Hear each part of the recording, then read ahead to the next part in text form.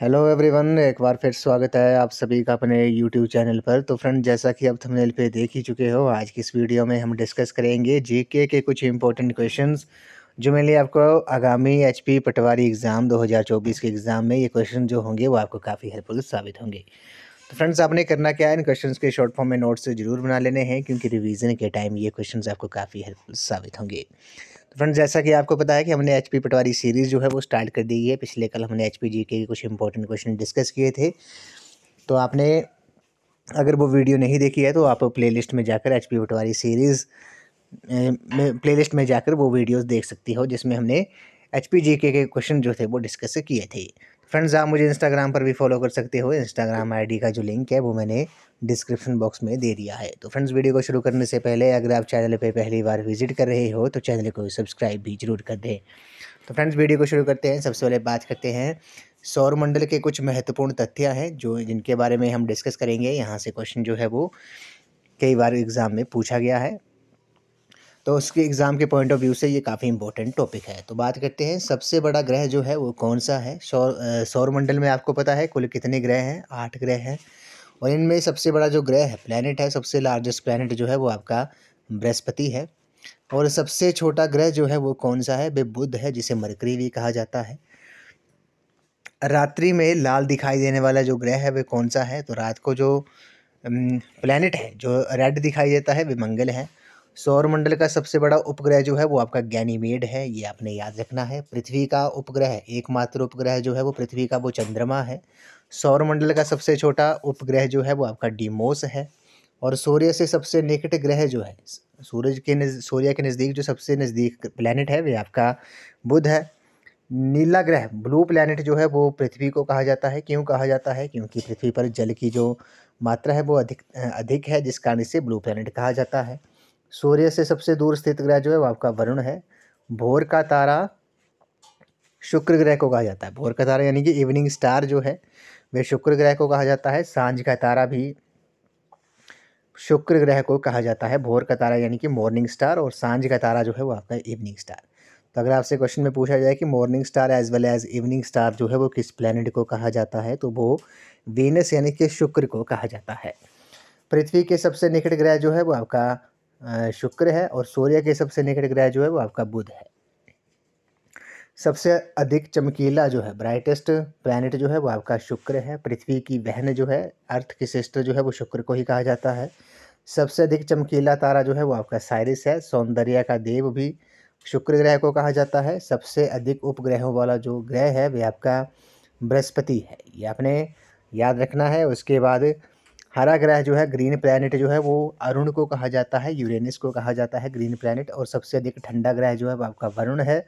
और विशाल लाल धब्बे वाला जो ग्रह है वे आपका बृहस्पति है। और सबसे अधिक भारी ग्रह जो हैवी प्लैनेट जो है वो आपका बृहस्पति है। और एक बात आपने और याद रखनी है, सबसे गर्म ग्रह जो है, हॉटेस्ट प्लैनेट जो है, ये नोट कर लेना है, गर्म ग्रह जो है वो सबसे अधिक गर्म ग्रह जो है वो आपका शुक्र है। ये आपने नोट कर लेना है, एग्जाम में कई बार पूछा गया है। उसके बाद बात करते हैं ऋतुओं के आधार पर फसलों के वर्गीकरण। यहाँ से क्वेश्चन जो है वो कई बार एग्जाम में पूछा जाता है, चाहे पटवारी का हो या अदर कम्पिटिटिव एग्जाम हो, कि पूछ लेते हैं कि निम्नलिखित में से कौन सी फसल रबी फसल है, कौन सी खरीफ है। तो आपको इसके बारे में पता होना चाहिए कि रबी की फसलें कौन सी होती हैं, खरीफ की कौन सी होती हैं, जायद फसलें कौन सी होती हैं, नकदी फसलें कौन सी होती हैं। तो इनको थोड़ा डिटेल में डिस्कस कर लेते हैं। बात करते हैं रबी की फसलों के बारे में। तो रबी की फसलें कौन सी होती हैं? ये जो फसलें होती हैं वे आपकी अक्टूबर नवंबर महीने में बोई जाती हैं और मार्च अप्रैल में ये काटी जाती हैं।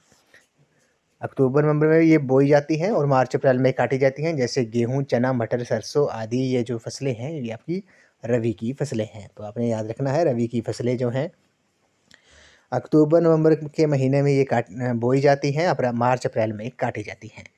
उसके बाद बात करते हैं खरीफ की फसलों के बारे में। तो खरीफ की फसलें कौन सी होती हैं? खरीफ की फसलें जो हैं वो जून जुलाई महीने में बोई जाती हैं, नवंबर दिसंबर में ये काट ली जाती हैं। तो ये जून जुलाई के महीने में बोई जाती है, नवंबर दिसंबर के महीने में काटी जाती हैं। जैसे धान, गन्ना, तिलहन, ज्वार, बाजरा और मक्का जो हैं वो आपकी खरीफ की फसलें हैं। बात करते हैं जायद फसलें। तो जायद फसलें कौन सी होती हैं? जायद फसलें जो होती हैं ये मई जून महीने में बोई जाती हैं और जुलाई अगस्त में काट ली जाती हैं। जैसे राई हो गया, मक्का हो गया, ज्वार हो गया, ये आपकी जायद फसलें हैं। तो उसके बाद बात करते हैं नकदी फसलों के बारे में। तो नकदी फसलें कौन सी होती हैं? ये वे फसलें होती हैं जो व्यापार के उद्देश्य से किसानों द्वारा उगाई जाती हैं। जैसे कपास, गन्ना, तंबाकू, जूट जो हैं, ये आपकी नकदी फसलें हैं। ये हमने डिस्कस किया ऋतुओं के आधार पर जो फसलें होती हैं उनके वर्गीकरण के बारे में, कि रबी की फसलें कौन सी होती है, खरीफ की कौन सी होती है, जायद फसलें कौन सी होती हैं और नकदी फसलें कौन सी होती हैं। उसके बाद बात करते हैं हम संविधान के निर्माण के बारे में। कुछ इम्पोर्टेंट फैक्ट हैं जो आपको पता होना चाहिए। जैसे भारतीय संविधान का निर्माण करने वाली जो संविधान सभा थी, उसका जो गठन था वो 1946 में कैबिनेट मिशन की संस्तुतियों पर किया गया था। संविधान सभा की जो पहली बैठक थी वे 9 दिसंबर 1946 को संपन्न हुई थी, ये आपने याद रखना है। और मुस्लिम लीग ने संविधान सभा की पहली बैठक का बहिष्कार किया था और इस प्रथम बैठक में ही डॉक्टर सच्चिदानंद सिन्हा को सर्वसम्मति से संविधान सभा का अस्थायी अध्यक्ष, ये आपने याद रखना है, इन्हें अस्थायी अध्यक्ष जो था वो चुना गया था 11 दिसंबर 1946 को की बैठक में डॉक्टर राजेंद्र प्रसाद को सभा का अस्थायी अध्यक्ष जो था वो चुना गया था। उसके बाद 13 दिसंबर 1946 को पंडित जवाहरलाल नेहरू ने उद्देश्य प्रस्ताव प्रस्तुत किया, जिसे 22 जनवरी 1946 को संविधान सभा ने अपनी स्वीकृति प्रदान की थी। डॉक्टर भीमराव अंबेडकर अम्बेडकर की अध्यक्षता में संविधान सभा की प्रारूप समिति की स्थापना जो थी वो 29 अगस्त 1946 को की गई थी। अध्यक्ष सहित इसके सदस्यों की कुल संख्या जो थी वो 7 थी और संविधान निर्माण की प्रक्रिया में 2 वर्ष 11 महीने और 18 दिन का समय लगा था। तो फ्रेंड्स, ये जो टॉपिक है हम थोड़ा डिटेल में डिस्कस कर रहे हैं, थोड़ा डेप्थ में डिस्कस कर रहे हैं, क्योंकि यहाँ से अगर क्वेश्चन डिराइव होता है एग्जाम में तो वो आपको काफ़ी हेल्प मिलेगी आपको एग्ज़ाम में। एग्ज़ाम के पॉइंट ऑफ व्यू से ये जो हम डिटेल डिस्कस कर रहे हैं ये आपको काफ़ी हेल्पफुल साबित होंगे। उसके बाद 26 नवंबर 1949 को संविधान सभा के अध्यक्ष के हस्ताक्षर के बाद इसे पारित घोषित किया गया था और भारत का संविधान 26 नवंबर 1949 को अंगीकृत किया गया तथा 26 जनवरी 1950 को प्रथम गणतंत्र दिवस जो था वो मनाया गया था और 26 जनवरी 1950 को संविधान जो था वो लागू किया गया था। डॉक्टर भीमराव अंबेडकर जी को भारतीय संविधान के जनक के रूप में भी जाना जाता है, ये भी आपने याद रखना है। अगर आपसे क्वेश्चन एग्जाम में पूछा जाए कि भारतीय संविधान का जो विचार था, जो आइडिया था, वे किसने दिया था, वे एम.एन. रॉय ने दिया था। एम.एन.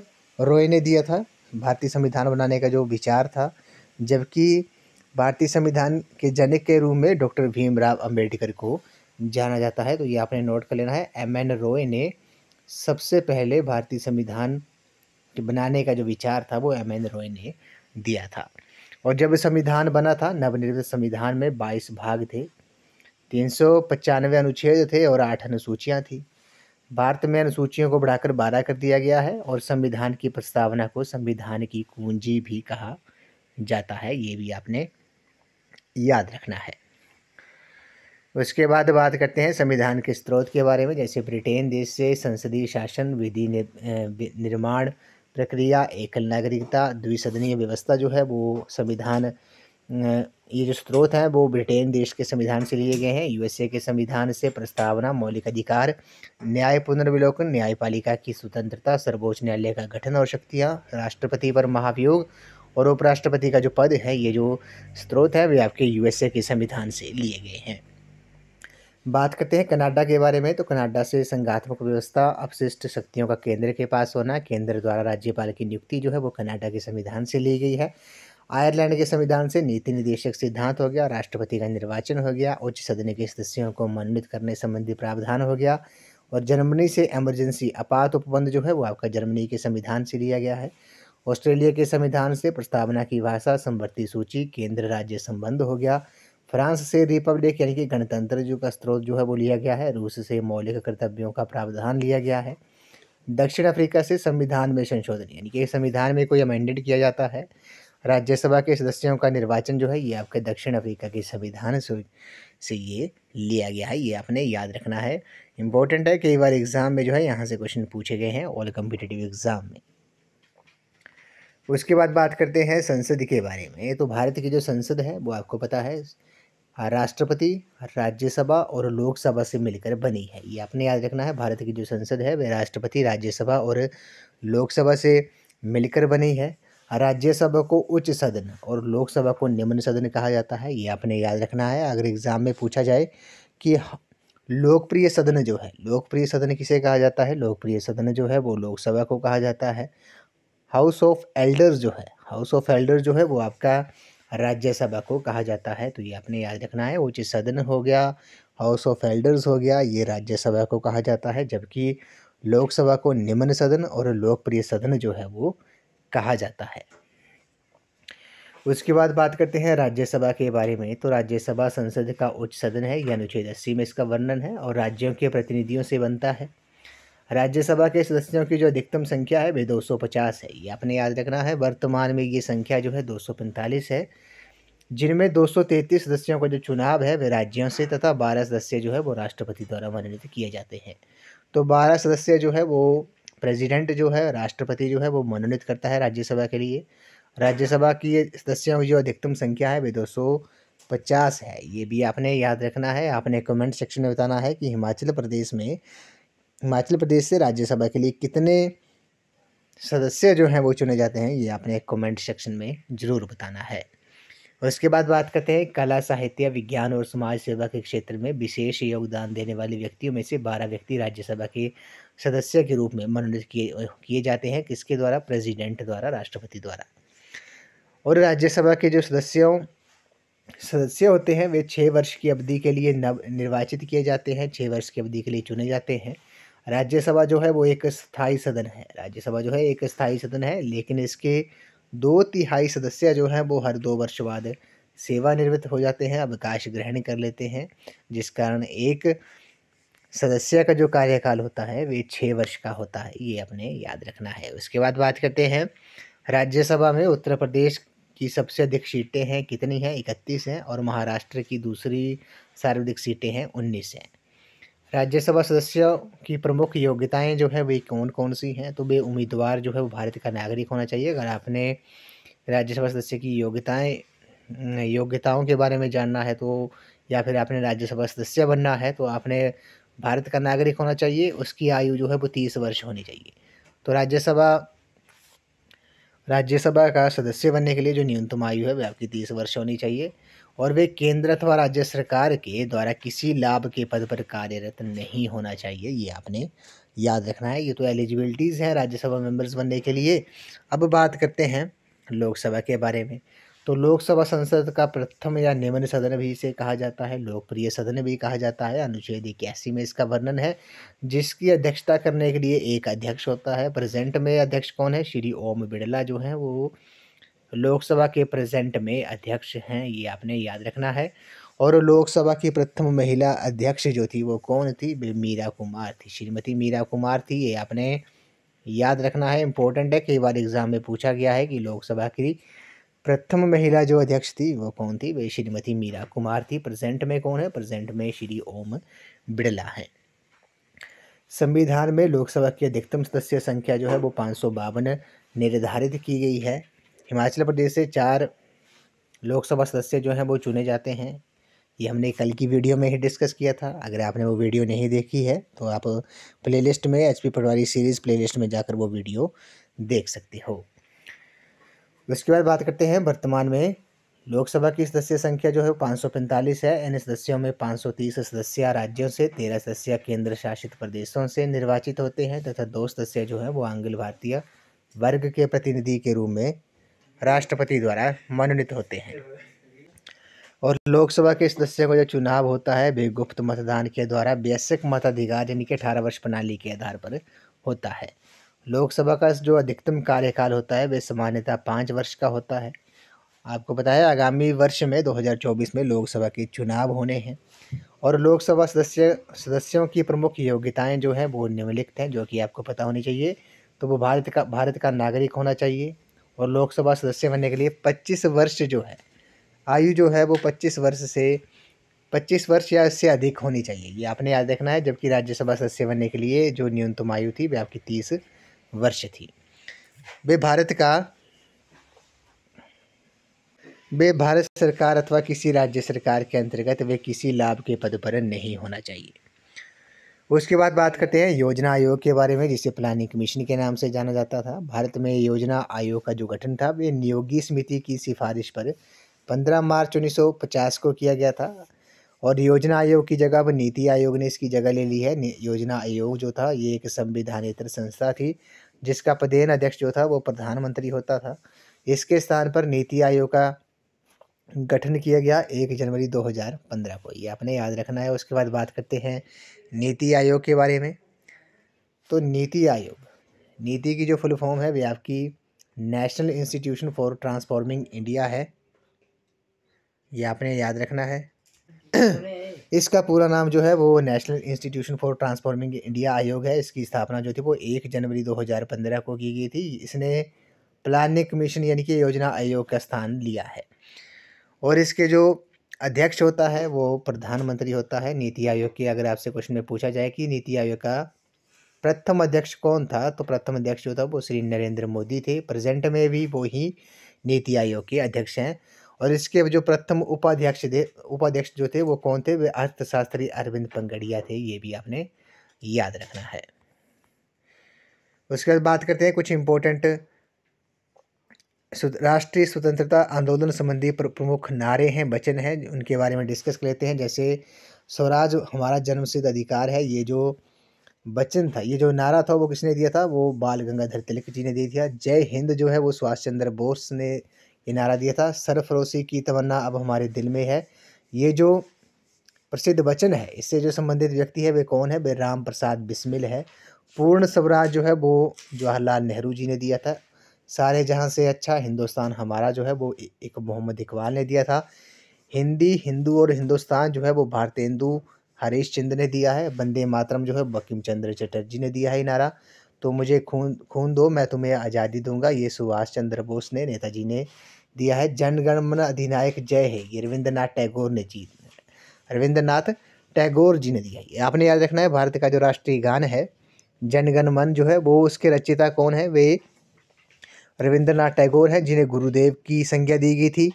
और 1913 में इन्हें नोबेल प्राइज़ मिला था, नोबेल पुरस्कार मिला था साहित्य के क्षेत्र में, लिटरेचर के क्षेत्र में। अगर आपसे क्वेश्चन में पूछा जाए कि रविंद्रनाथ टैगोर ने भारत के साथ किस देश का राष्ट्रीय गान जो है वो भी, जो उसकी रचना जो है वो भी रविंद्रनाथ टैगोर ने की है, तो आपने याद रखना है बांग्लादेश का जो राष्ट्रीय गान है, नेशनल एंथम है, उसके रचयिता जो है वो भी रविंद्रनाथ टैगोर जी हैं।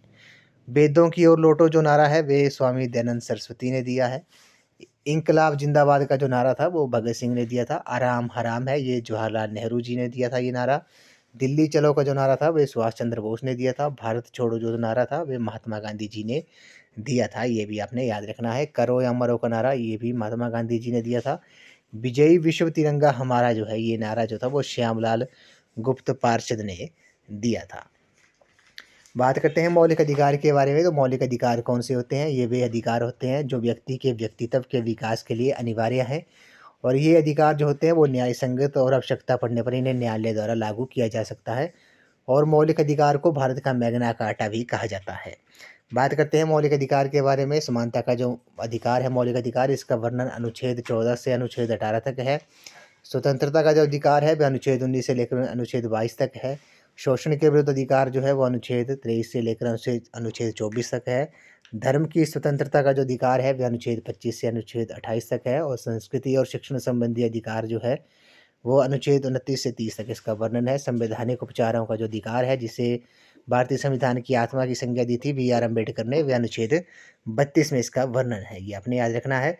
मौलिक कर्तव्य के बारे में बात करते हैं। भारतीय संविधान की मूल प्रति में मौलिक कर्तव्यों का प्रावधान नहीं था। भारतीय संविधान में मौलिक कर्तव्यों को सरदार स्वर्ण सिंह समिति की सिफारिश पर 42वें संविधान संशोधन अधिनियम 1976 के तहत समाहित किया गया था। संविधान का अनुच्छेद 51 क जो है मौलिक कर्तव्यों का प्रावधान करता है।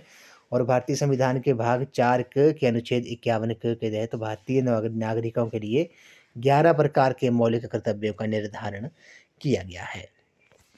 तो फ्रेंड्स आज की इस वीडियो में बस इतना ही। आज हमने जीके के कुछ इंपॉर्टेंट क्वेश्चन, कुछ इंपॉर्टेंट टॉपिक डिस्कस किए, जो मेरे लिए आपको आने वाले एग्जाम HP पटवारी के एग्जाम में ये क्वेश्चन और टॉपिक जो होंगे वो आपको काफ़ी हेल्पफुल साबित होंगी। तो फ्रेंड्स आपने इन क्वेश्चंस के शॉर्ट फॉर्म में नोट्स ज़रूर बना लेने हैं, क्योंकि रिवीजन के टाइम ये क्वेश्चन जो होंगे वो आपको काफ़ी हेल्पफुल साबित होंगे। तो फ्रेंड्स आज की इस वीडियो में बस इतना ही। आई होप आपको ये वीडियो पसंद आई होगी, तो वीडियो को लाइक शेयर एंड कमेंट जरूर कर दें, चैनल को सब्सक्राइब भी जरूर कर दें और बेल आइकन प्रेस करना ना भूलें और नोटिफिकेशन ऑन कर दें, ताकि मेरे आने वाली हर वीडियो की नोटिफिकेशन आपको मिलती रहे। तो थैंक यू फ्रेंड्स।